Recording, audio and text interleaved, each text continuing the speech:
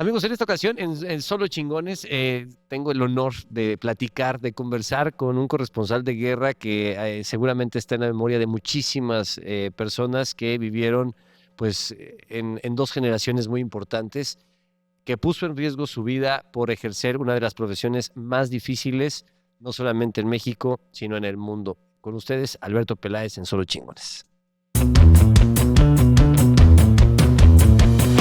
Señores, para mí es un placer, es un honor entrevistar al señor Alberto Peláez. ¿Cuántas veces has escuchado esto? Hola, Gracias, Carlos. gracias por estar Sí, aquí. unas cuantas y yo lo agradezco mucho, de Por verdad, ¿eh? supuesto, porque tu trayectoria lo merece, Alberto. Muchas gracias por estar aquí, de Bueno, verdad. es fruto del esfuerzo. Yo he trabajado toda la vida muchas horas, Muchísimo. ¿no? Pero Y la verdad, realmente es lo que me gusta. y ¿sabes qué? Trabajando para el servicio del público, no sé si estés de acuerdo conmigo que el periodismo es un servicio, pero además arriesgando tu vida, que le da un plus todavía. Todos la arriesgamos en algún momento, pero siempre estuviste consciente que tu vida estaba de por medio en Sí, tu claro, labor claro, periodística, claro. ¿sí? Bueno, yo para empezar, estoy completamente de acuerdo contigo. Yo comulgo con que el periodismo es un servicio público. Ujú. Es un servicio al público, a la Sí. gente. Ajá. Y además yo creo que los periodistas, Carlos, tenemos una enorme responsabilidad, porque Sí. el periodista al final no deja de ser un auditor, un fiscalista, es ese vehículo entre lo que pasa, entre la noticia, y la categorización de la noticia para elevarla a la historia. Ujú. Miguel de Unamuno hablaba de la intrahistoria, es decir, el trabajo que tú, Sebastián, Juan, yo hacemos todos los días con esto grano de arena.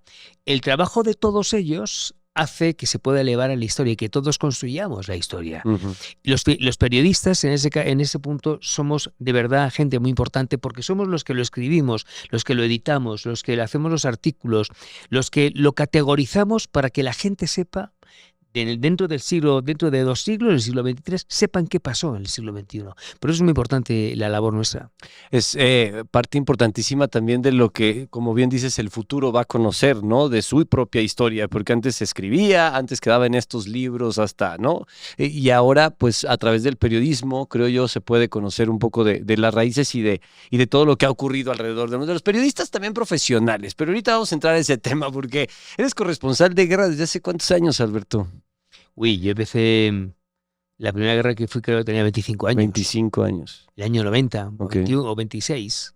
El año 90 en la guerra del Pérsico I, cuando el 2 de enero del mes de agosto, 2 de agosto Ujú. del año 91, Saddam Hussein entra con sus huestes en Kuwait, porque se quiere quedar con el petróleo kuwaití, y ahí comienza la primera guerra del Pérsico. Ahí me estrené yo como corresponsal de guerra.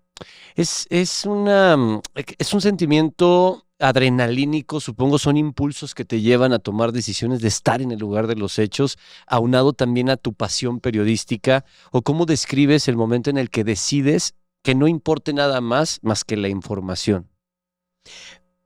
A ver, yo no, en mi imaginario, Carlos, siempre estuvo ser periodista. Además, yo soy de esas personas afortunadas porque no todo el mundo sabe lo que va a hacer. Y yo lo tenía muy claro desde los 5 años. Por mi padre, porque mi padre era el corresponsal de Jacobo Zabludowski, mi padre era un hombre de radio en España y un hombre muy connotado en España, y yo veía en casa, cuando tenía 5, 6, 7 años, yo estaba muy familiarizado con las cámaras, antiguas cámaras de televisión, con los nagradas de radio, con los transistores, con los focos, era las máquinas de escribir, las antiguas Olivetti. Yo me hice corresponsal, yo me hice periodista con aquellas cámaras, con aquellas máquinas de escribir, con las Olivetti. Yo a mi padre le pregunto un día, porque me gustaba mucho lo que hacía, digo, papá, ¿tú qué haces? Y él le responde a su hijo y le responde a un niño pequeño, de 6 años, de 5. Y mi padre me dice, yo cuento cuentos, pero cuentos que son reales. Y a partir de ese momento yo quise contar cuentos que fueran reales cuando fuera mayor. Para mí era muy fácil ser periodista. Ujú. Pero no estaba en mi imaginario ser corresponsal de guerra. Y fue una circunstancia. Aquel 2 de enero del año 91 yo estaba aquí en México, pasé a Televisa, mi antigua empresa, a saludar a mis compañeros y Jacobo llama por un teléfono interno a los reporteros y yo voy con ellos. Y entonces Jacobo pregunta que quién quiere ir a la guerra porque Saddam Hussein acaba de invadir Kuwait. Y entonces en ese momento yo, Carlos, pensé, tengo 25 años, no tengo compromisos, no tengo responsabilidades, no tengo mujer, no tengo hijos en aquel entonces. Yo. Y eso fue fue una oportunidad que a mí la vida me dio. Y te la cambió, supongo. Para muy bien. Pero a ver, en la vida uno tiene que trabajar mucho, pero tiene que saber cuándo son las oportunidades y tomar ese tren, porque a veces sí, vuelve a darse otro, y a veces no. Y en ese caso yo lo vi muy claro aquel día, aquel 2 o 3 de agosto del año 91. Y yo tomé ese tren porque yo quería saber qué se siente cuando uno es corresponsal de guerra, porque para mí eso era algo completamente novedoso y neófito, y yo quería. Y cuando voy, y me gustó tanto aquello, yo era el que lo pedía, y yo pedía ir a una guerra y a otra y a otra y otra. Y de tal manera que es verdad que se convierte en algo adrenalínico, has dicho tú. Pues efectivamente, yo estaba yo me acuerdo que salíamos de Bagdad, Juan y yo, en un avión, días antes de la guerra en Irak en el 2002 y luego 2003, y luego volvimos en la guerra y luego volví cuando en la etapa post-Saddam. Y yo me acuerdo que una de las veces que estábamos despegando y le digo a Juan, Juanito, ¿y ahora a qué guerra vamos? Porque yo me había convertido en una persona que solamente quería cubrir guerras. A mí me aburría muchísimo llegar a Madrid y tener que cubrir el gobierno de Felipe González en aquel entonces o el Congreso. Me aburría como una ostra. Yo quería ser corresponsal de guerra. ¿Cómo te puede gustar una guerra? Es que se escucha muy extraño este juego de palabras. ¿Cómo te puede gustar una guerra? A mí la guerra no me gustaba, a mí la guerra me encantaba. Yo reconozco que, a ver, había una sensación, yo siempre me he catalogado como D.H. Lawrence, que eran escritores, novelistas, que eran hedonistas y hombres de acción. Yo fui un poco eso. Lo digo en pretérito indefinido porque es algo que yo creo que ya no volverá a pasar, pero si pasara me encantaría. Y esa sensación de peligro, de flirtear con la muerte, de mirar la cara a la parca, a mí me gustaba mucho. Me gustaba mucho. Y es verdad que, claro, y uno cuando es joven piensas que le pasa, que se puede morir otro, le pueden matar a otro, y al de al lado, y el de más allá, pero no piensas que te pasa a ti. Pero te puede pasar. ¿Viste morir gente a tu alrededor? Sí, hombre, mucha gente. ¿Periodistas también? Periodistas, murieron compañeros míos que yo no vi morir, afortunadamente. Yo vi morir a civiles normales. Es real, claro. Pero a mí se me murieron compañeros a los que yo quise mucho. Con los que porque además cuando tú entras en un conflicto bélico, te hermanas de tal manera, porque todo lo que vives es de una intensidad indescriptible. Y entonces el Juanito Cobo, que era mi camarógrafo, o tantos otros, se hacen hermanos. Y son hermanos de vida, porque durante 4 meses vives con ellos algo que no has vivido nunca, ni con tus hijos, ni con tu mujer, ni con tu madre, ni con tus amigos. Lo vives con ellos. Entonces se hacen hermanos de verdad. Y sí, murieron unos cuantos. José Couso, Julián Guita Parrado, el pobre Julio Fuentes, o sea, una playa no pequeña de compañeros o de gente que conocía. ¿Cómo se narra una guerra? Es que siento que pasan tantas cosas alrededor de un conflicto bélico en donde están involucradas la política, la vida. ¿Cómo se llega a un lugar de los hechos a narrar un conflicto, un momento tan caótico, tan complicado, y ser los ojos del mundo en ese momento? Pues mira, Carlos, yo creo que la guerra se narra con el sentimiento y con la máxima objetividad que uno pueda, porque las guerras tienen tantas aristas cuantas tú ves. Yo me acuerdo que teníamos siempre juntas, Juanito y yo, si allí había alguien más, para ver qué nota íbamos a hacer. Y en cuanto bajábamos del Hotel Palestina o en la antigua Yugoslavia, en Sarajevo, o en Somalia, o en Afganistán, yo qué sé, o en Ruanda, cambiaba todo radicalmente. Tú, según bajabas, veías tantas notas a tu alrededor que podías escoger, vamos a hacer esta en lugar de esa, ¿no? Y entonces todo se hace desde el profundo amor a la profesión, desde esa pasión que uno tiene. Mira, la palabra pasión es una palabra muy manida, que ahora todo el mundo tiene pasión, todo el mundo. Lo veo aquí en los podcasts, mi pasión es tal cosa. Bueno, ahí yo no quiero prostituir la palabra ni tergiversar la palabra, pero es una palabra bastante acertada. Esa necesidad de querer contar es lo que te lleva a saber narrar las guerras, porque para las guerras también hay que saber narrarlas. No todo el mundo vale, como no todo el mundo vale para ser periodista, ¿no? Sí, sí. No todo el mundo valemos para ser médicos. A mí mañana tengo un problema de corazón, me dice, ¿usted quiere que lo opere un cardiólogo o un callista? Pues evidentemente un cardiólogo. Claro. Pues eso es un que poco sabe. los que saben, que zapatero a tus zapatos, ¿no?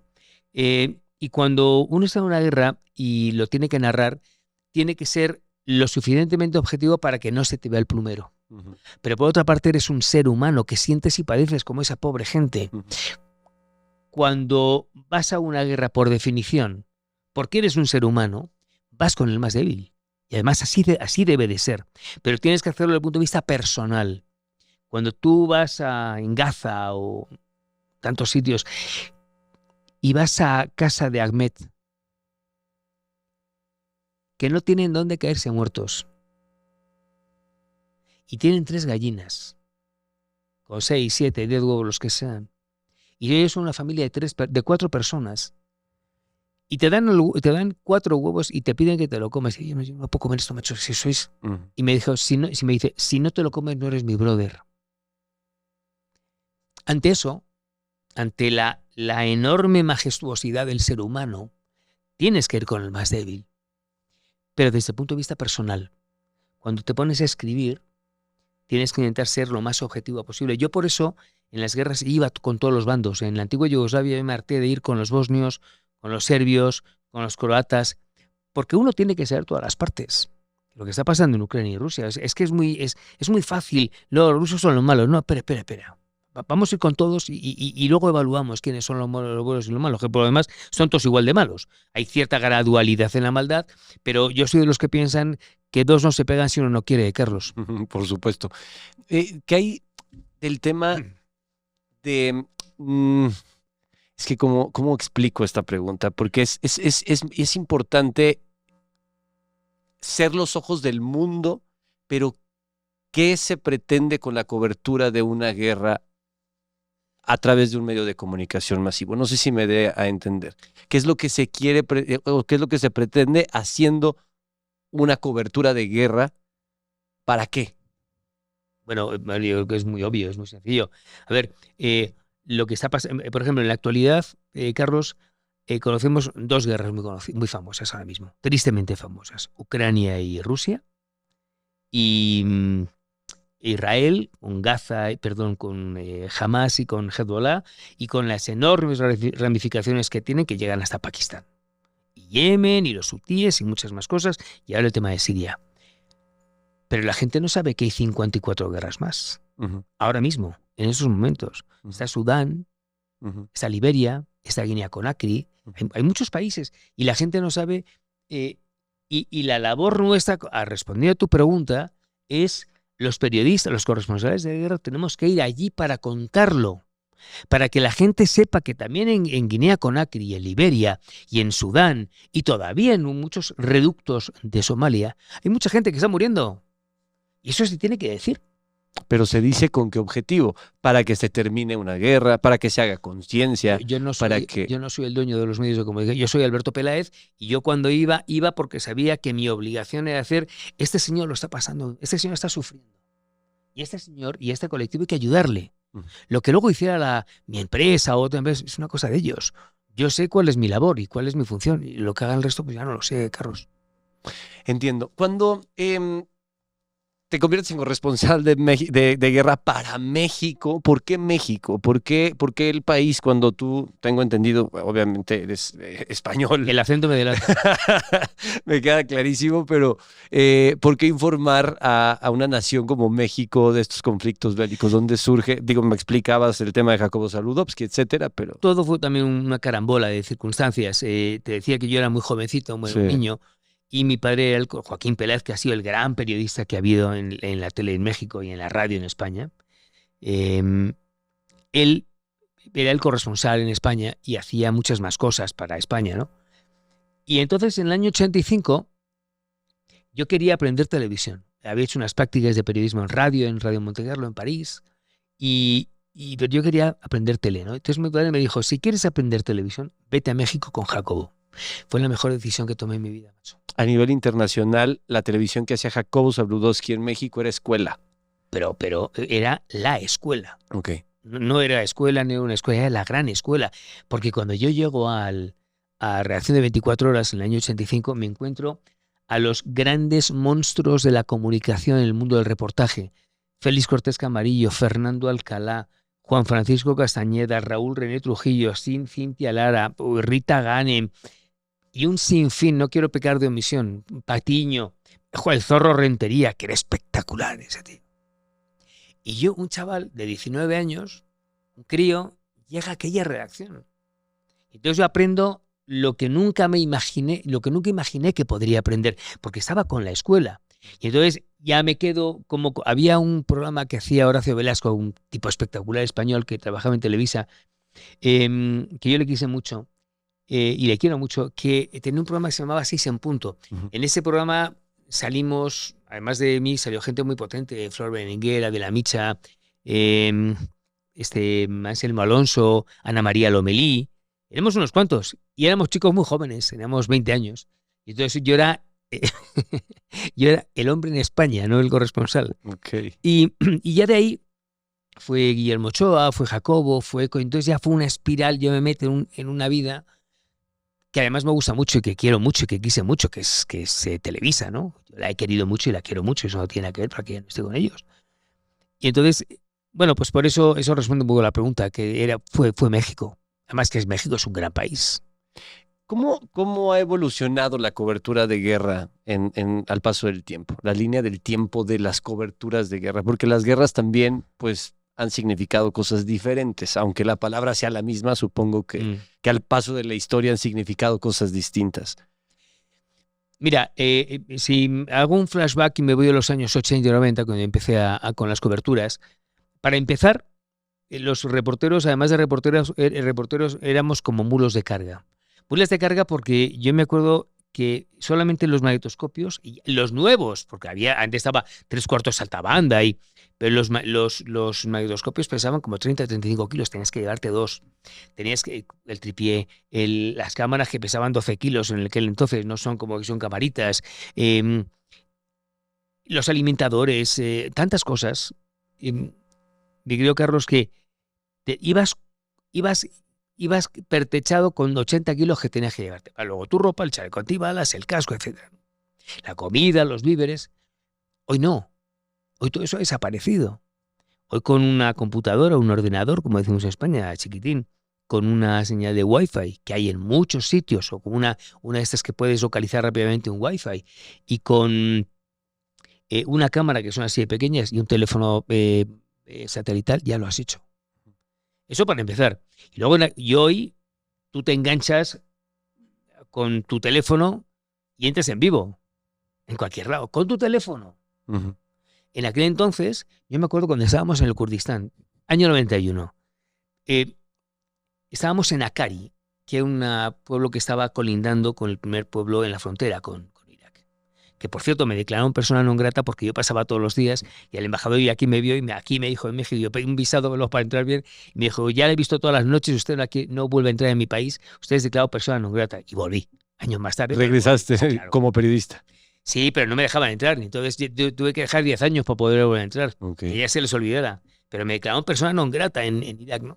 Bueno, total, que estábamos ahí en Akari, entonces para mandar, a ver cómo mando entre estas montañas, no había satélite, no había nada. Bueno, empezaba a ver los satélites, pero no había nada. ¿Cómo coño mando yo mi nota a México?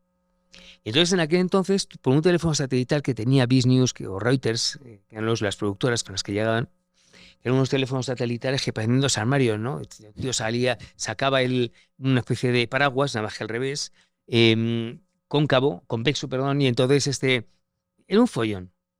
Entonces llamabas a México, oye, quiero un satélite mañana a las 7 GMT. Las 7 GMT que eran 3 horas y media o 5 horas y media más tarde en Akari y 12 horas menos, me lo estoy inventando, más o menos, ¿no? Claro. En México. Y entonces había que coordinar a todos ellos no eran solamente Londres, que era Reuters, México y Moscú. No. Tenían que mandar telex a las diferentes repetidoras. Entonces, ¿qué pasaba? De Hakkari iba a Diyarbakir, de Diyarbakir iba a Ankara, de Ankara iba a Estambul, de ahí iba por microondas, esto es la señal, a Tbilisi en Georgia, luego a Osetia del Norte, luego a Kiev, Kiev lo mandaba a Ostankino en Moscú, Moscú lo lanzaba al satélite, bajaba en Londres, subía en Londres y bajaba aquí a Chilpancingo y de aquí llegaba a México, a Televisa.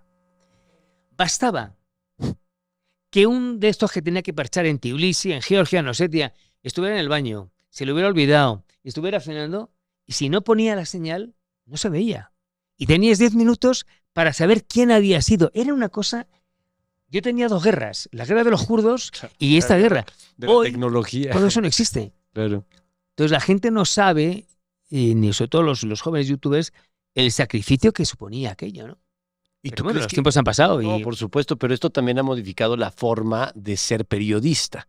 Y entonces a eso viene pues la siguiente pregunta. ¿Esto cómo ha afectado o cómo ha beneficiado la labor del periodista? En coberturas de guerra en específico. Hombre, yo creo que ha optimizado mucho todo esto que te estoy contando, este rollo que te estaba contando, Carlos, ya no existe. Y hoy, insisto, con un teléfono satelital, con un ordenador, con tu camarita. Pues Pero se me hace muy complicado, Alberto, porque gracias entonces a esta tecnología cualquiera tiene un teléfono y entonces viene la mala información o la desinformación, porque nos bombardean de imágenes, porque antes la falta de tecnología tal vez era un filtro increíble, porque pasaba por manos de profesionales como tú, que tal vez tardaba 3 días en llegar una nota, pero al final era una nota no, llegaba real. el día, llegaba el Bueno, día. llegaba el día, pero, Pasaban canutas, sí. pero era una nota real, ¿sabes? A ver, yo soy, Carlos, de los que piensa que cada uno tiene que hacer lo que sabe hacer. Ujú. Se hablaba de en broma del cardiólogo y el callista, pero me quedo un poco con ese ejemplo, ¿no? El periodista es el que hace periodismo. No todo el mundo puede hacer periodismo, ni sabe hacer periodismo. Si a mí me dicen ahora tienes que manejar un hotel, pues no sé. O tienes que llevar una gasolinería, tampoco sé. Ni además que no me interesa, ¿no? Yo sé hacer lo que sé hacer. Y lo que sé hacer, que son 3 cositas, las sé hacer bien. Porque lo hice toda la vida y porque me estudié y me preparé y me preparo todos los días para eso. Cuando uno se pone delante de un micrófono, como estamos tú y yo ahora, o estamos delante de una cámara, uno tiene que tener la sabiduría suficiente como para saber que lo que va a decir tiene coherencia. Y hoy, lamentablemente, adolecemos de eso en muchos casos. Está muy bien que pues oye, todo el mundo quiera ser un periodista, youtuber, todo está, pero oye, claro, por supuesto que sí, además eso enriquece mucho el crisol del periodismo. Pero el periodismo lo sabemos hacer los periodistas. Y ahí sí quiero ser muy taxativo con lo que estoy diciendo. Porque además, Carlos, yo considero que para ser periodista, una persona que es periodista es una persona que por definición tiene que ser muy actual. Y muy actual quiere decir que es una persona que tiene que leer todos los días. Ujú. Yo entiendo el periodismo así. Cuando hablamos de Israel o con Gaza, tú podrás contarlo, pero no estás entendiendo cuál es la génesis. Si tú no conoces la Revolución Francesa, no puedes entender qué está pasando en Israel o en Ucrania. O si no conoces la paz de Westfalia, que es el primer concepto de la diplomacia y por lo tanto de la negociación, tú no puedes entender cómo van a negociar los ucranianos y los rusos. A eso me refiero. Tú puedes hablar de lo que tú quieras, pero dirás muchas tonterías. ¿Cómo aprendiste eso?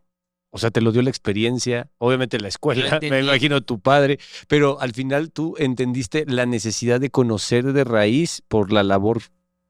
Bueno, mi padre me lo dijo muchas veces y además mi padre fue una persona que en casa en los años 70, en tiempos de Franco todavía, los años 70 mi padre era una persona, un lector, un gran lector y era un gran escritor, escribió muchos libros y él, desde la humildad, porque es un tío muy humilde, él nos daba ya los primeros, los libros que yo empecé a leer con 12, 13 años, poco más serios, me los daba mi padre. Y eso es cuando tú fomentas la lectura, cuando tú fomentas la cultura, y la cultura en todos los aspectos. Es historia, pero también es arte, también es literatura y es... De ciencias no. Yo de ciencias no tengo ni puñetera idea. Pero cuando fomentas todo eso, tú mismo creas un hábito, ¿no? Y es muy raro que todos los días, yo estudio todos los días o leo de una manera muy potente para, por ejemplo, lo que está pasando en Siria ahora. como yo conozco, la verdad no es por nada, pero como conozco muy bien todo el mapa y todo el juego y el rompecabezas que hay en Oriente Medio, para mí no es difícil entender lo que está pasando en Siria. Pero como a Siria, la última vez que fue hace 20 años, tengo que empaparme de lo que está pasando en Siria. Y eso solamente te lo da la lectura. Hace ratito hiciste el comentario de que fuiste persona non grata, ¿no? Para un país. Sin Claro. embargo, ¿qué papel juega la censura en una cobertura de guerra? En mi caso, yo te lo veo siempre desde el punto de vista personal, yo nunca tuve ninguna censura cuando fui a una guerra. ¿A qué se lo adjudicas? Yo tuve alguna censura fuera de las guerras, eso sí, pero en las guerras no tuve nunca ninguna. La censura me la ponía yo. Yo era el censor o el autocensor. Porque, por ejemplo, yo tengo una imagen en casa en Madrid que la capturé con el teléfono de como los tanques gadafistas, cuando estaban en Libia, perdón, en Benghazi, las tropas aliadas estaban lanzando bombas desde los F-18, perdón, se están defendiendo las tropas gadafistas en tanques. Y un tanque arrolla a un civil, literalmente, y lo deja como si fuera un papel. Yo grabé toda esa escena, porque era mi obligación. Cuando lo estaba viendo en el hotel, digo, ¿lo mando o no lo mando? Porque al final pensé, esto no es la guerra. Esto es una circunstancia de la guerra muy morbosa para mucha gente y preferí no mandarlo. Y eso no lo mandé. Tengo otro plano en la antigua Yugoslavia, una gallina comiéndose los sesos de una persona. Le volaron la cabeza, la tapa de los sesos. Y también la tengo, pero tampoco la publiqué nunca porque tampoco había necesidad. Esa es la verdad. Porque bastante duras eran las notas que mandábamos y las imágenes que mandábamos como para tener que magnificar algo que de por sí ya estaba muy magnificado, que es una guerra. Entonces, respondiendo a la pregunta, tuve más siempre una autocensura que una censura. Es muy interesante lo que hablas porque muchos medios, o por lo menos eso me he dado cuenta o he leído o he percibido, pues justifican esta transmisión de este tipo de imágenes tan crudas o de repente unas coberturas muy frías con con el tema de la sensibilización, ¿no? Que con este tipo de imágenes tal vez te va a llegar la realidad de una guerra y entonces vas a poder abrir los ojos a lo que está ocurriendo.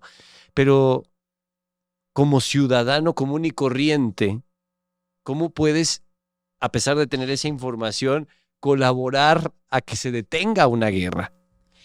Bueno, ahí sí. A ver, cuando tú me preguntabas lo de las guerras, ¿por qué veo las guerras tanto?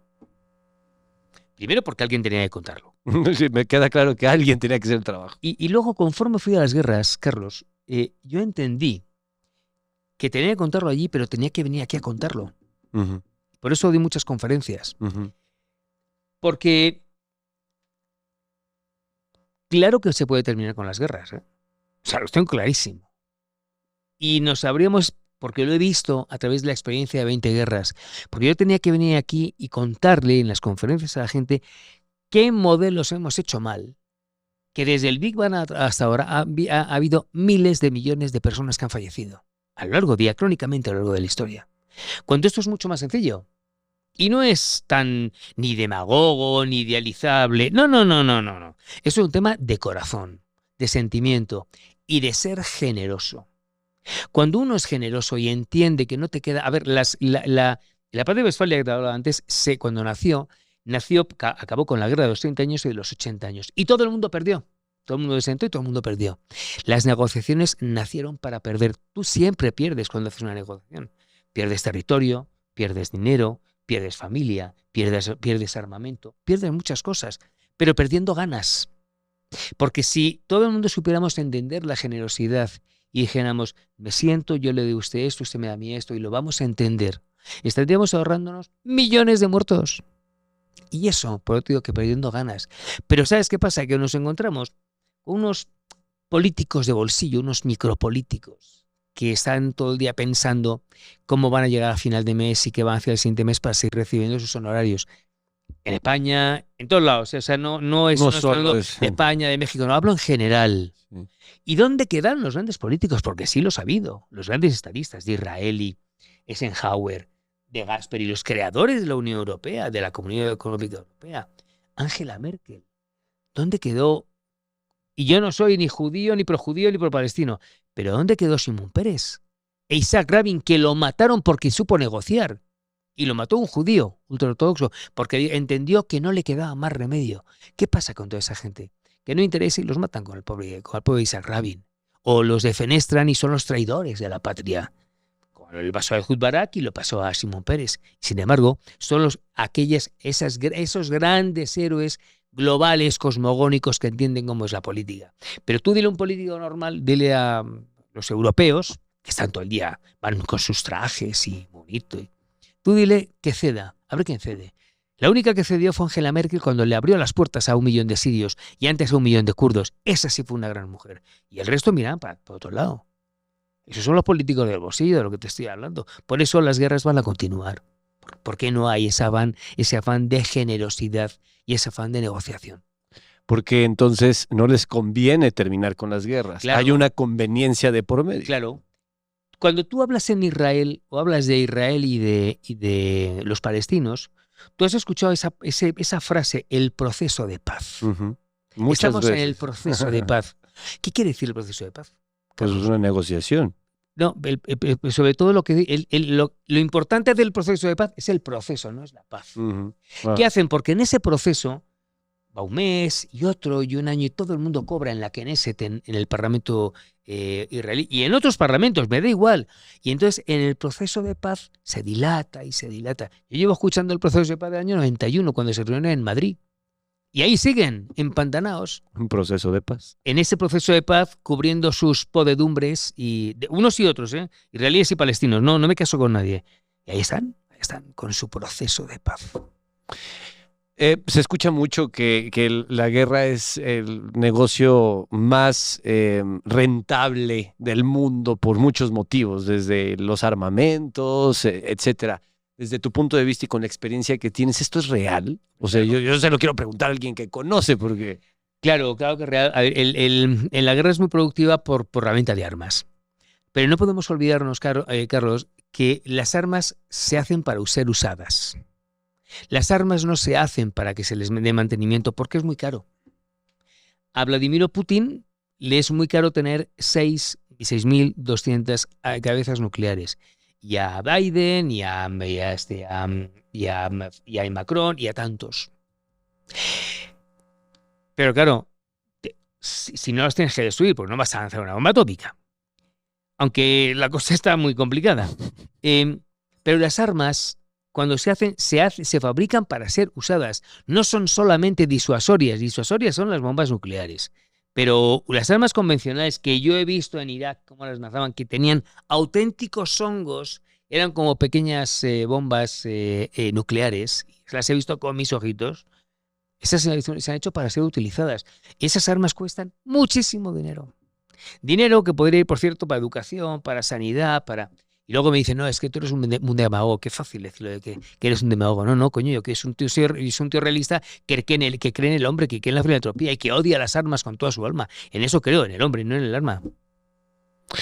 Por ahí leía que el haber cubierto tantas guerras a ti te había transformado la vida y te había hecho mejor persona. Sí.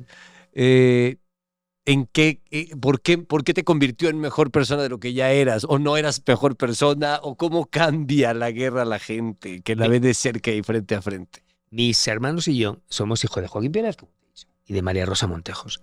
Mi padre era un tío espectacular. Era un hombre de una cultura vastísima y lo hacía todo desde la humildad. Y nosotros hemos sido siempre así, gente muy normal, de verdad. O sea, no, a mí el boato y lo de la fama, todo esto, yo lo tengo muy relativizado, de verdad, ¿no? Y cuando yo tenía 14 años, yo de los 5 hermanos era el más movido, el que tenía más don de gente, es que todo el mundo se reía conmigo. Y todo eso. Entonces un día mi padre me coge por banda y me dice, hijo, fíjate qué frase me dijo, hay que saber pedir perdón por el éxito. Y ahí entendí todo.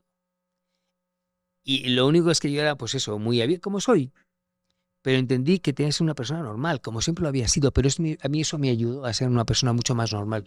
Y las guerras me ayudaron a convertirme en mejor persona porque siendo un tío muy normal y muy accesible y muy campechano, y entendí que el amor, el amor al hombre tenía que ser inconmensurable. Yo creo en el hombre, a pesar de todo lo que he visto. Y eso me ayudó a que mi descendencia, que son Edgar J. y Constanza, y por supuesto Mónica, mi mujer, compañera de vida, que llevamos ya 28 años casados, hayan entendido todos, y lo supieron desde que eran muy niños, y Mónica es así como yo, que en la vida uno tiene que pasar agradeciendo y ser un tío, ser una gente normal. Y eso lo he llevado yo muy a gala toda la vida, Carlos. No, yo no concibo la arrogancia, no va conmigo, nunca fue. Entonces por eso soy un tío, pues eso, y a mí me hizo ser mucho más humano, porque yo entendía además el valor de la empatía. Mira, el 31 de diciembre de hace 3 años, los ucranianos estaban festejando el día de fin de año. Sean protestantes, el día 31, como el resto de Occidente. ¿Quién les iba a decir a aquellos ucranianos que estaban brindando con champán que 48 o 50 días más tarde iban a estar familias enteras en la frontera de Moldavia, en la frontera de Hungría, en la frontera de Rumanía o en la frontera de Polonia, ateridos de fríos en tiendas de campaña a menos 15 grados? Y entendí que ese señor que estaba pasando frío en Moldavia, que estaba brindando con champán 50 días antes, podría ser yo. O podría ser tú. Porque claro que nos puede pasar. Y si cuando te pasa, estás buscando una mano amiga que, échame la mano, ¿no? Ayúdame, joder, ayúdame, que yo hace 2 meses era médico, un médico próspero, y estoy viviendo en una tienda de campaña. Y nos puede pasar a todos. Y ese valor de la empatía a mí me ha ayudado mucho para entender mucho mejor al ser humano. En una guerra, y ahorita que hablas de entender al ser humano y entender a las personas, pues obviamente hay, como dices, ¿no? Varias trincheras, podríamos decirlo, y ahora sí de manera literal. Pero ¿qué papel juega el hombre que activa las armas? Porque una parte está la política, obviamente están las cabezas, hablo directamente de los ejércitos. Tuviste oportunidad de platicar con ellos, obviamente, al paso del tiempo. ¿Qué papel juega? ¿Qué piensa un militar al tener que activar su arma? No sé, a ver, hay militares que son de oficio, pero cuando hay una guerra, hay una ley marcial, tú ya no sales del país. Desde los 18 hasta los 60 años.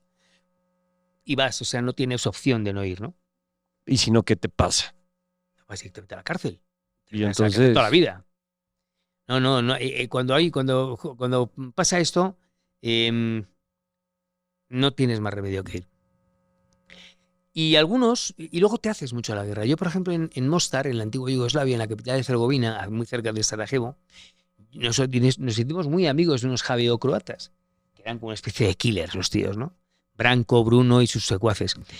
Yo conocí, ¿tú te acuerdas que en Mostar, bueno, eres muy joven, eres un niño que entonces, Mostar estaba unido, había Mostar Este y Mostar Oeste, y había un puente, el Stari Most, que era del siglo XII, que era la comunicación única que había entre los dos Mostar, la parte este y la parte oeste. La parte este era Bosnia, y la parte musulmana, y la parte este era católica, era croata. Y yo conocí al tío porque unos tíos pusieron dinamita y lo detonaron para que quedaran aislados los musulmanes. Eso hizo, primero se cargaron el Estadio Mos, que era del siglo XII, que era, yo había pasado por ese... Espectacular. Y yo había pasado por ese puente 50.000 veces con Juan. Y se lo cargaron. Se cargaron parte de la historia, como en Afganistán. Y sin embargo, debo decirte que en el siguiente viaje que hicimos nos lo contaron y seguimos viéndoles. Porque cuando tú estás en una guerra, haces la ilógica de la guerra y te haces amigo de todos ellos. A pesar de sus actos, porque eran obligaciones en ese momento. A ver, a través de sus actos, porque había sido un puente. Que es algo deplorable, pero claro, no es lo mismo cargarse un puente que cargarse una persona. Definitivamente. Es muy distinto, ¿no? Y se habrían cargado 50, pero yo no lo sabía. Y esa es la diferencia que había. Pero cuando vives en el fragor de la guerra, Y llega un momento cuando matas a una persona, por lo que he podido ver, te entra el gusanillo y ya puedes matar a muchos más, lamentablemente. Por eso es tan importante nunca hacer un gatillo. Obviamente en las coberturas de guerra, ahorita me hablabas de la parte tecnológica que se necesitaba para poder llegar y transmitir el reportaje o la nota levantada, pero también tocaste dos palabras interesantes que son chaleco antibalas, cascos, etcétera.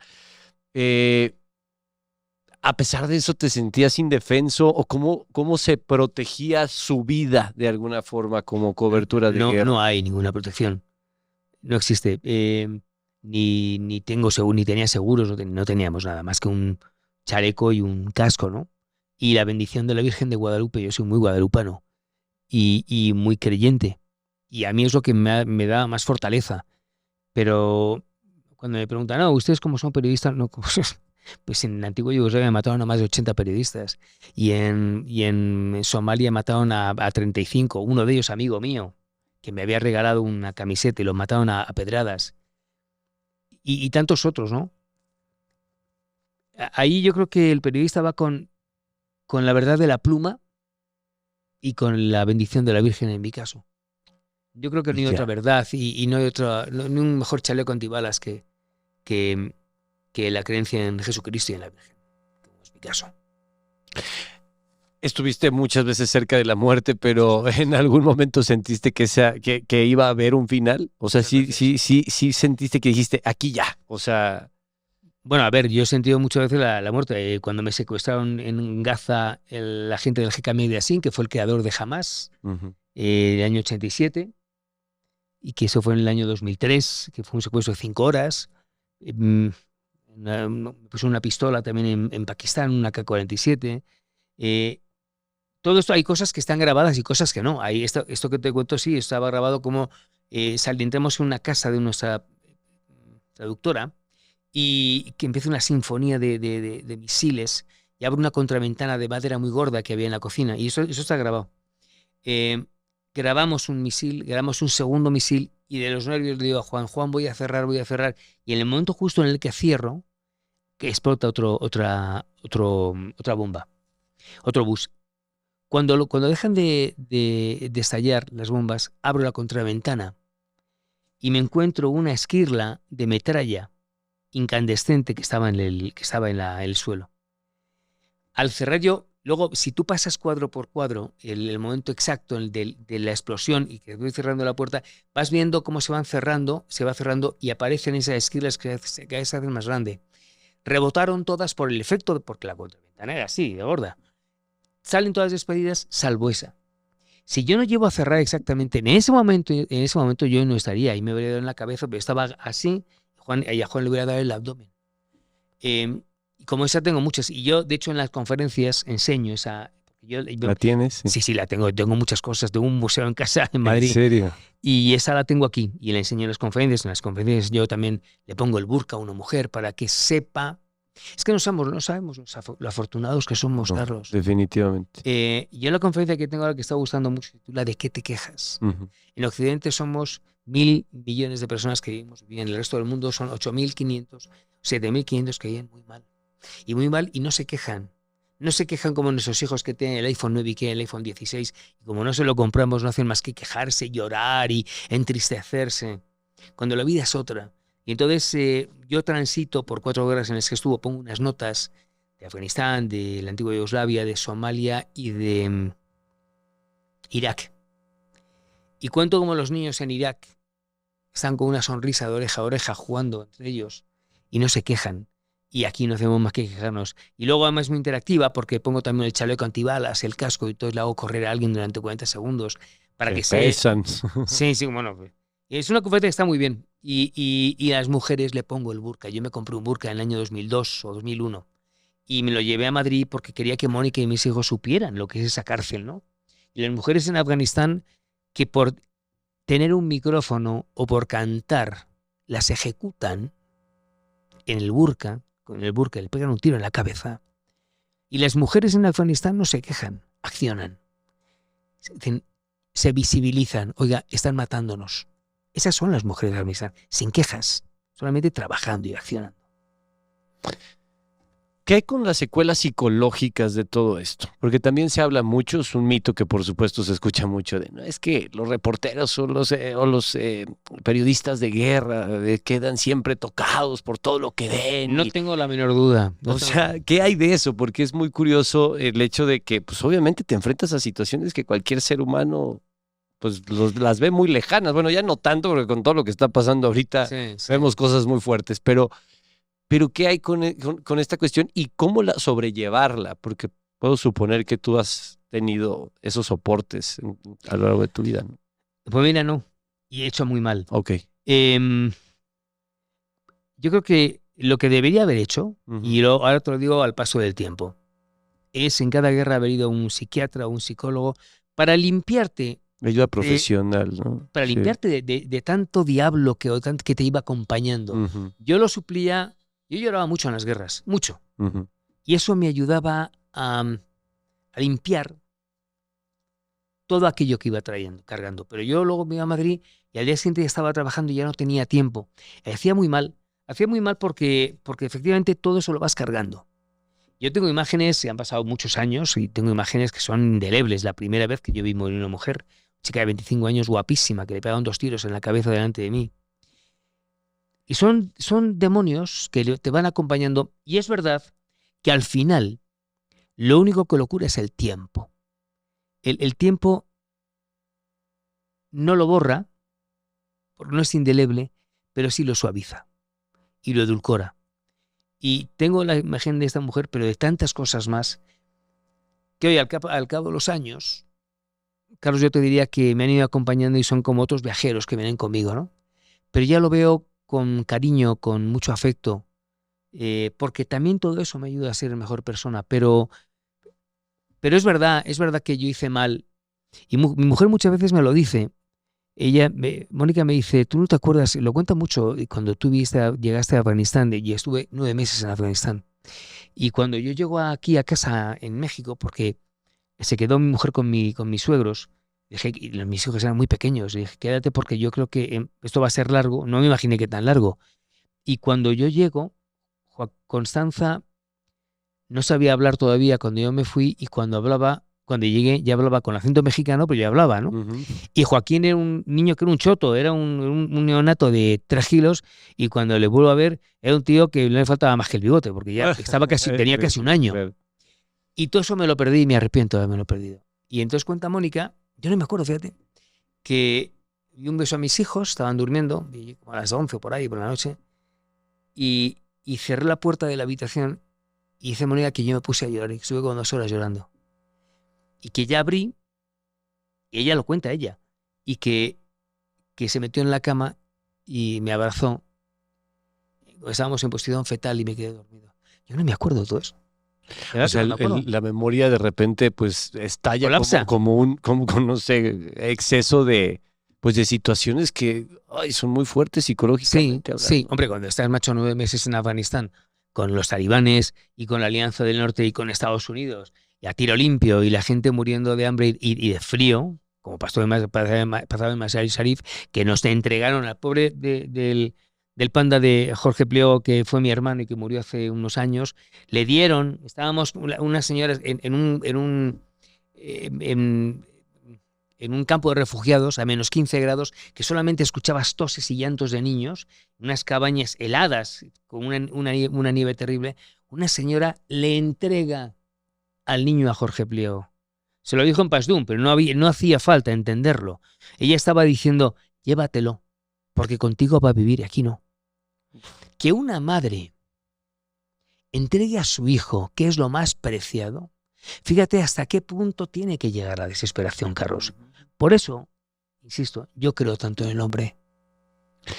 ¿Cómo formar una familia a la par de todas estas situaciones? Porque me las platicas y obviamente son años de experiencia, años de todo, pero al mismo tiempo de cuidar tu trabajo, de informar al mundo sobre lo que está pasando, de estar enfrentado a la muerte y aparte tener en un país como México una familia que te espera. ¿Cómo se divide un hombre para lograr todo eso? En casa mis hijos y mi mujer dicen que yo soy un padre muy ausente, y es verdad. Bueno, Es verdad. Pero no, pero incluso cuando estoy presencialmente sigo muy ausente porque estoy en mi rollo y en mi mundo. Y es verdad, tienen razón. Y tengo una familia que tiene una enorme paciencia conmigo. Y luego tengo una mujer que es una mujer espectacular. Mónica, que es mexicana, y además es una mujer bellísima. Además de todo eso, es que es una mujer muy inteligente, muy preparada y con una inteligencia emocional que es espectacular. Me queda claro, después de 28 años Te voy a contar contigo. una, para que veas quién es, para que veas cuál es el soporte de la familia Peláez. Yo estaba en Bagdad y llevamos 2 años, 2 meses y medio y estaba hasta las mismísimas narices. Y un día llamo por el teléfono satelital, te hablo del año 2003. No había visto a mis hijos, antes había estado en Afganistán, les veía de pascos a brevas, yo quería estar con mis hijos y con mi mujer y estar en mi casa, coño. Y entonces llamo un día, digo, Mónica, mañana me voy a Madrid. Voy a hablar con México y digo decir que me vuelvo. Yo ya no puedo más. Y me contesta, no, tú te quedas. ¿Tú a qué has ido? ¿A estar trabajando o a estar llorando? Así. Y me quedé 20 días más. Obviamente Ese con gran esas soporte. palabras te dio el soporte que Es necesitabas. que ese soporte ¿no? solamente me lo puede dar Mónica. Por supuesto. Sí, teniendo una madre que es espectacular, porque la pobre de mi madre vivió las primeras 10 o 12 guerras que las pasó canutas y una madre es una madre. Sin embargo, fíjate, no supo llegar a entender esa inteligencia emocional que ha tenido ese soporte de la familia Peláez. Bueno, pues tu madre te parió, ¿no? Claro, Obviamente hay una gran no, pero diferencia. me refiero a que mi madre, sin embargo, no supo entender esa más allá del amor incondicional a un hijo, no supo tal vez manejar esa inteligencia emocional, porque a lo mejor no la tiene, yo tampoco la tengo. Pero Mónica sí. Mónica se convirtió en el bálsamo donde todos lloramos. Por eso es una mujer tan espectacular. Viene obviamente con el tema de la cantidad de coberturas de guerra y pues obviamente que era un medio de comunicación tan importante para el que trabajas, digo, sigue siendo, pero en ese momento era lo único que había y obviamente con ello viene la popularidad y viene un estilo muy marcado y viene, ¿ese también se planea o fue algo que surgió? El brazo cruzado, el remate de esas notas que por supuesto seguramente se le quedaron en la memoria a toda una generación. Sí, yo creo que los mexicanos piensan que yo me acuesto con los brazos cruzados. Y me levanto. Lo que pasa es que, después ya que viene todo el tema de la comunicación no verbal y todo el asunto. Mucho. Oye, es que claro, durante 37 años entro en las gestas de los mexicanos mañana y tarde noche, con los brazos cruzados. Entonces te conviertes en una persona pues muy familiar. Claro, es el Alberto Pérez. Sí. A ver, te voy a contar la historia de los brazos cruzados. Te digo, yo lo digo siempre en las entrevistas. Yo debería inventarme algo así más chulo, pero la realidad no es esa.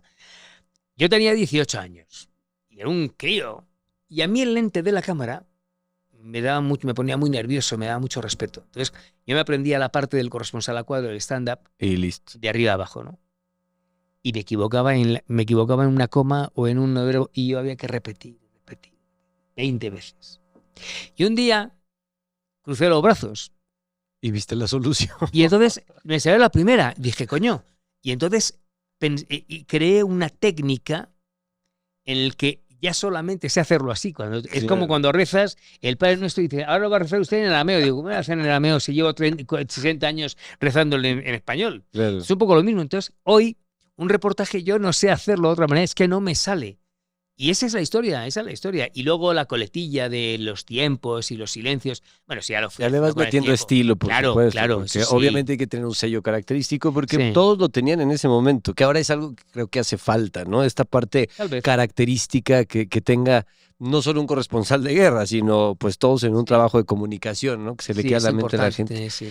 Ahorita hablabas, y lo has mencionado varias veces, pero quería dejarlo a este momento, el tema de la barrera del idioma. ¿No? Porque me hablas de muchísimos países, por supuesto, de muchas guerras cubiertas alrededor del mundo. Supongo que la geografía y el idioma te acompañaron en esta labor todo el tiempo. Claro. ¿Cuántos idiomas hablas? ¿Cómo los aprendiste? ¿Cómo te comunicas en una guerra? Bueno, para empezar tienes que buscar aunque hables perfectamente inglés, tienes que tener un guía siempre porque él es el local, él es el que habla árabe, el que habla pashtun, el que habla dari, el que habla, en fin, el que habla serbo-croata, pero yo no hablo serbo-croata. Yo hablo inglés, francés e italiano. El francés lo aprendí en el colegio y luego fui a Francia muchas veces a hacer periodismo. En inglés también, estuve mucho tiempo en Estados Unidos. Y el italiano, Lo aprendí porque tuve una novia italiana hace muchos años. Y había que aprender italiano. O sea, y es un idioma precioso. De todos, el más bonito es el a italiano. mí se Más me que el hace francés. muy elegante y aparte muy similar al español, Es igual. según yo. O sea, sí, yo de italiano lo hablo de oído, yo no estudié gramática, así como en Ok. francés, pero realmente, hombre, ahora he pedido un poco de práctica, pero en cuanto pillo un italiano me pongo a hablar con italiano y enseguida me lo recuerdo, sí, ¿no? sí, Pero bueno, de todos modos es importante, y luego el español, Ujú. que es el idioma más bello de todos. Yo también suscribo, Mira, el español, si me dejas hacer esta pequeña matización, por favor. Carlos, es un idioma que amalgama más de 80.000 palabras. Cervantes en el Quijote utilizó más de 20.000. Y el español es un arma además política, que no han sabido ver muchos estadistas, porque tú coges un avión y te vas a Buenos Aires, o te vienes a México, a El Salvador, y te dirán con diferentes acentos buenas noches, ¿cómo está usted? Ujú, Pero lo entiendes. ujú. Tú coges un avión en Madrid y te vas 45, menos, media hora larga a Lisboa, y a pesar de que el portugués es muy parecido, si no hablas portugués no te entiendes bien. Y son 45 minutos. Te vas a París y si no hablas francés no lo vas a entender. Está a 1 hora y media. Te vas a Alemania, que está a 2 horas, un poquito menos de 2 horas a Berlín, y si no hablas alemán no lo vas a entender. Tenemos la enorme suerte de que tenemos un idioma riquísimo que lo hablamos continente y medio. Coño, aprovechemos, ¿no? Ujú. Por eso escribo y por eso me gusta escribir en español. Y ese nunca fue una barrera. O sea, el hecho precisamente de pues, siempre también ir junto a una persona que estuviera traduciendo el sentimiento de tu pregunta Claro. o que de alguna forma sí, pues, Pero vamos, te ponía mayor dificultad. te digo una cosa. seguramente. Es que imagínate que me hay un atentado terrorista en Londres y por muy bien que hablo inglés, que lo hablo bastante bien, yo intentaría ir con un tío que sea de Londres, porque ese tío conoce perfectamente Londres, perfectamente los vericuetos de Londres, es el que me mete en el Congreso, es el que me meto con los lores. Claro, O sea, necesitas. Es un corresponsal de guerra. El ABC es, primero, según llegas, te buscas un guía. Hables el idioma que hables y hable el idioma que hables. Tiene que haber una convergencia. Hablar un idioma en común y él es la persona que te saca de apuros. Hay que tener mucha confianza en eso también. No pretendo con la siguiente pregunta que hables ni mal ni bien de ningún periodista, porque pues son colegas y cada quien hace Claro. su trabajo como pretende hacerlo y sabe hacerlo. Pero, ¿qué opinión te merece la cobertura actual de las guerras que estamos viviendo en pleno 2024? Desde tu punto de vista periodístico y profesional. La verdad es que veo muy poca tele. No es que no quiera contestarte. Veo sobre todo BBC y CNN, que hacen una cobertura, como siempre, magistral. Pero yo te estaría pecando si yo hiciera un juicio de valor gratuito de alguien, de algún mexicano, de algún venezolano, de algún español o de algún noruego, porque es que no lo veo. De verdad. O sea, no es que no te lo quiera responder. Es que lo que no quiero es cometer una cosa, hacer una respuesta gratuita. Eso es lo que, por eso no te puedo responder. Porque hace ratito platicábamos fuera de cámaras que precisamente los periodistas actuales tal vez no entraban realmente a la guerra. Eso es distinto. Por eso, no, pero por eso preguntaba si de alguna forma has analizado el panorama de ver cómo ahora se cubren las guerras. Desde ese punto de vista, sí, ahí sí te Ok. puedo responder. A ver, yo soy de los que piensan que el corresponsal de guerra tiene que ir a la guerra. Ajá. La tele se hace en la tele, la radio se hace en la radio. Otra cosa es que un día pues estés en casa y estés con mucha nieve y ese día no puedes salir. Bueno, pues ese día lo haces desde el ordenador. O si yo que vivo entre Madrid y México, ahora que estoy con Grupo Audiorama, cuando vivo en España, pues lo tengo que hacer desde el ordenador. Pero si no, yo voy todos los días a la radio. Porque yo soy de los que piensan que la radio se hace en la radio y la tele se hace en la tele. Y la corresponsabilidad de guerra se hace en la guerra. No se hace en un hotel, no se hace a 50 kilómetros, ni mucho menos a 200.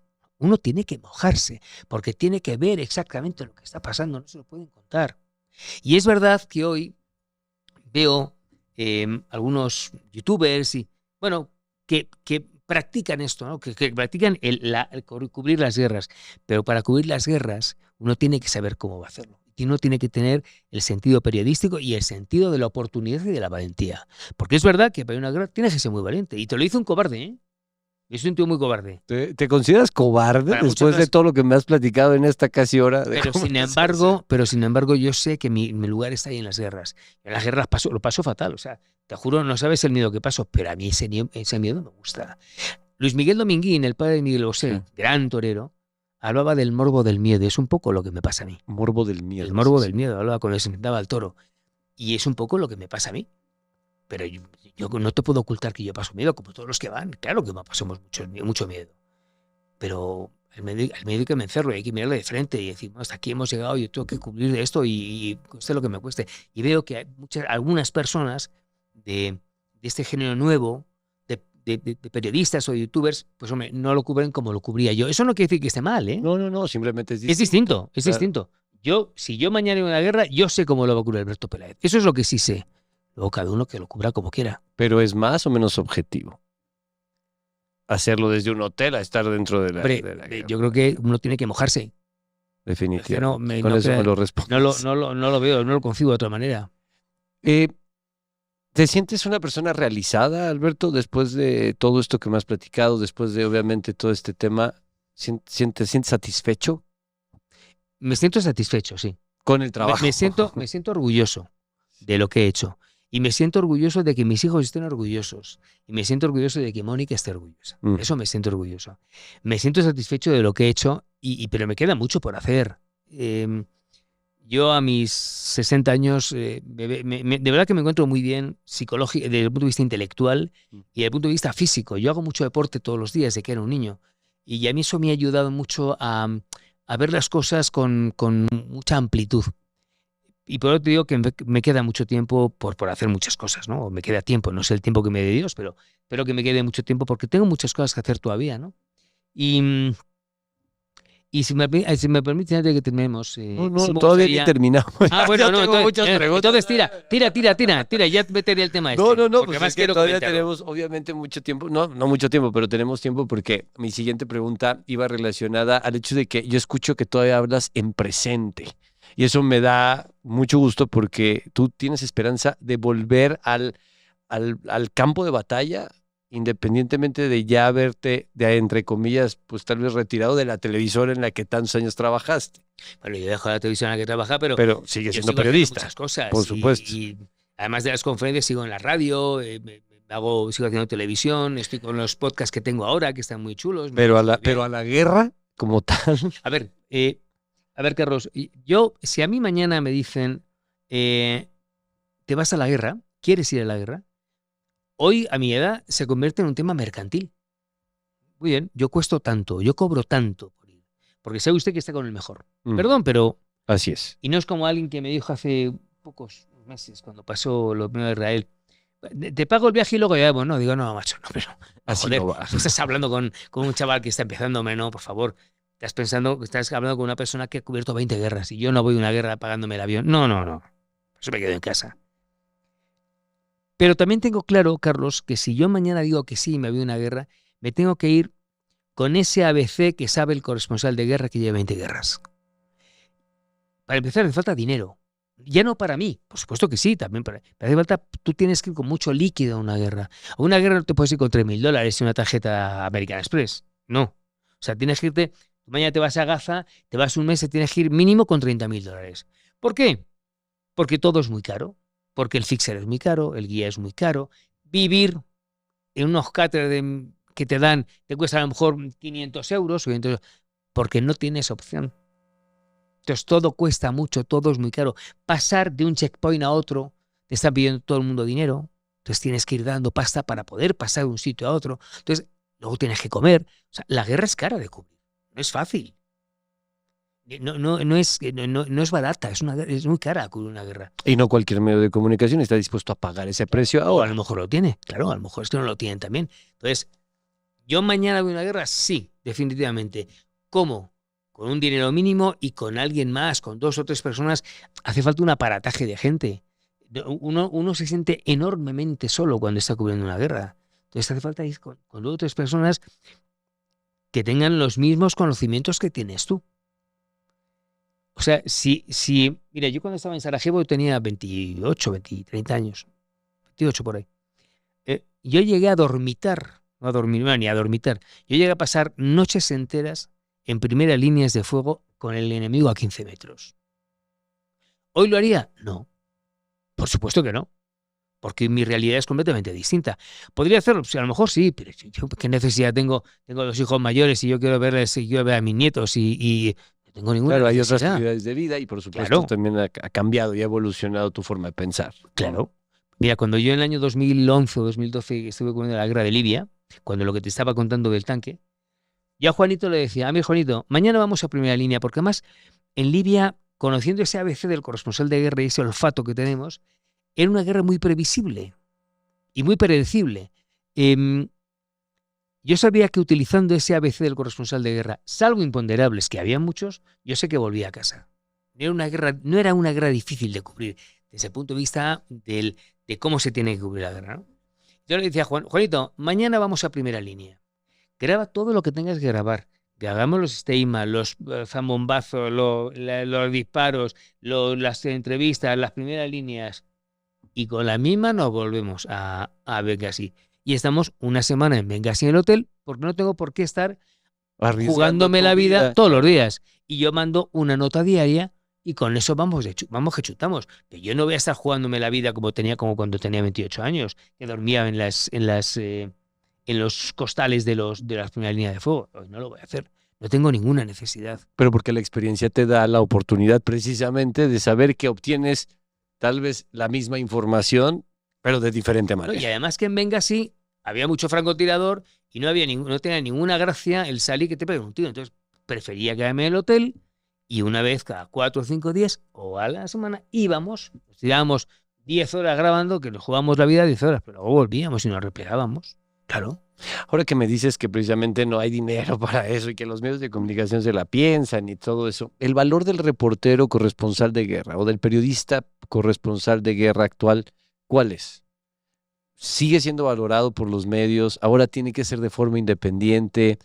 No sé. Pues no sé si nos dan valor o no. Carlos, tampoco yo iba a las guerras para que me dieran valor. Yo iba a la guerra porque me gustaba mucho, te lo juro. Sí, ya me ha quedado clarísimo. Lo de la fama y todo eso fue una cosa... Consecuente, claro. Sí, pero que de verdad, que es que yo lo veía, yo venía aquí a México y parecía un rockstar, coño. Digo, pues sí, yo siento muy normal. Yo lo que quería era marcharme a la guerra a seguir cubriendo cosas, ¿no? Claro. Pero yo eso siempre lo he visto con mucha relatividad y no sé si supieron entender en las empresas en las que he estado el valor del corresponsal. Pero al final... Fíjate, al final, Carlos, yo sé el valor que tengo y sé el valor que me da mi mujer y mis hijos y mis hermanos, y mi madre y mis amigos más cercanos. Yo con eso me basta y me sobra, ¿eh? No me hace falta que me digan nada más en una empresa periodística. Eso está muy interesante y yo creo que con esta historia y con esto que nos has platicado, pues la gente lo puede tomar y llevar a su vida personal, ¿no? A cualquier historia que tenga alrededor. Eso es muy interesante porque ha sido testigos de cosas que nosotros ni siquiera nos imaginamos. Creo que lo que vemos a través de las redes sociales o a través de la televisión o a través de las fotografías están muy lejanas a una realidad que tú has vivido. Lo has dicho muy bien. Creo que efectivamente nadie puede llegar a imaginar lo que puede ser el dolor, la destrucción y el sentimiento que te produce una guerra. Solamente los que hemos ido, y sé tantos compañeros que han tenido la oportunidad de regresar y que hemos tenido la oportunidad, lo sabemos. Y no se alcanza a explicar con palabras cuál es el sentimiento profundo del ser humano cuando están las guerras. Por eso no deseo nunca ninguna guerra a nadie. El conocimiento que tienes, obviamente ahora es transmitido, como lo dices, a través de canales de YouTube, de conferencias. ¿Sigues activo aquí en México? Sí. ¿Por qué México? ¿Te vas a ir a España en algún momento? Sí, bueno, la idea es, cuando ya esté restablecido, estar 6 meses aquí, 6 meses en Madrid, pero ahora tengo que estar aquí porque, bueno, me estoy empezando a reinventar. Llevo 3 años fuera y bueno, va muy bien lo del... Déjame dar un poquito de publicidad. Por favor, ¿no? Pues tengo un programa de entrevistas que se llama En la Cama Con, que yo entrevisto a gente famosa en la cama. Ya sé que no comulga mucho con eso que estamos hablando, pero bueno, es una manera de hacer periodismo. Y además muy romántica, además. Es como el agua y el aceite de lo que venías haciendo. Sí, totalmente. Una idea loca de Mónica. Pero fíjate que incluso el programa de la cama, a pesar de que el formato no es el más ortodoxo, porque es una cama, literalmente. Yo lo he visto. Que algunos vienen con pijama y eso. Okay. Pero la entrevista en sí, de verdad es una entrevista muy lograda porque es muy seria. Y si quieren hablar de sexo, pueden hablar de sexo, de religión, de lo que quieran. pero yo no voy a ser quien lo pregunte. Y luego estoy muy contento con el nuevo podcast que tenemos, se llama Expediente Peláez, que sale los miércoles a las 8 de la tarde. En la cama sale los sábados a las 8 y se queda colgado de la tarde, y Expediente sale los miércoles a las 8, que hablamos de temas de investigación.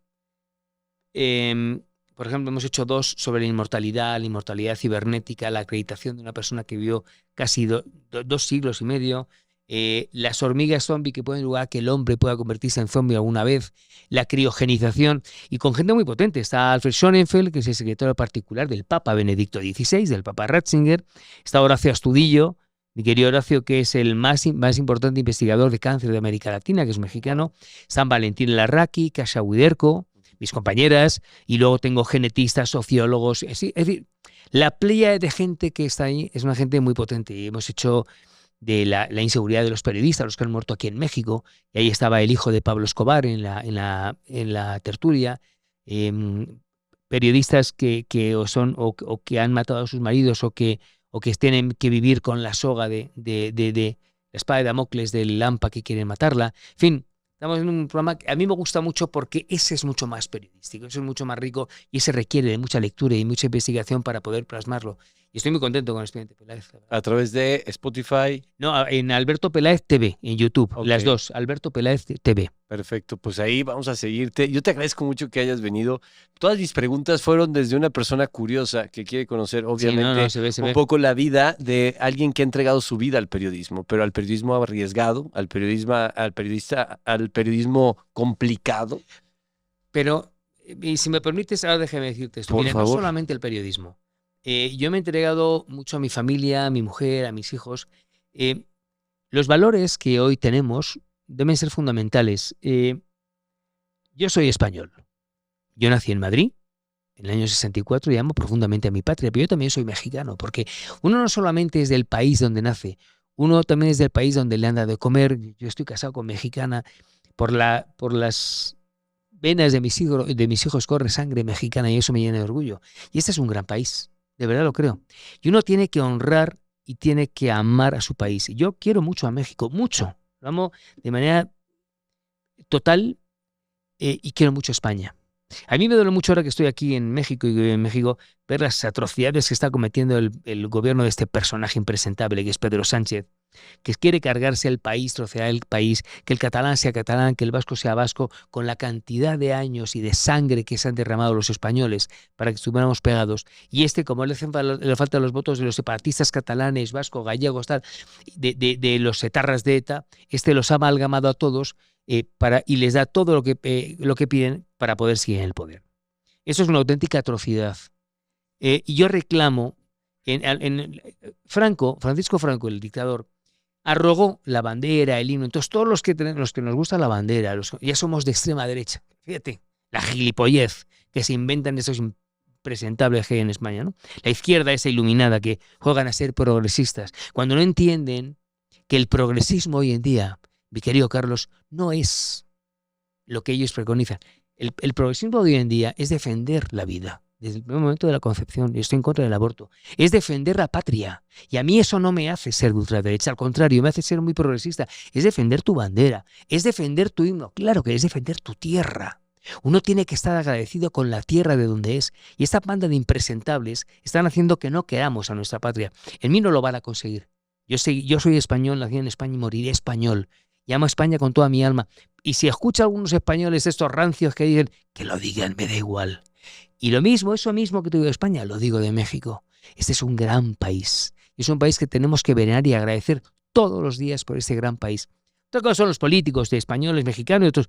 Pero el mexicano y el español son unos pueblos espectaculares. A pesar de que sea uno de los países, pues según las estadísticas, más complicados para poder ejercer el periodismo en el mundo. Lo dice un periodista. Sí.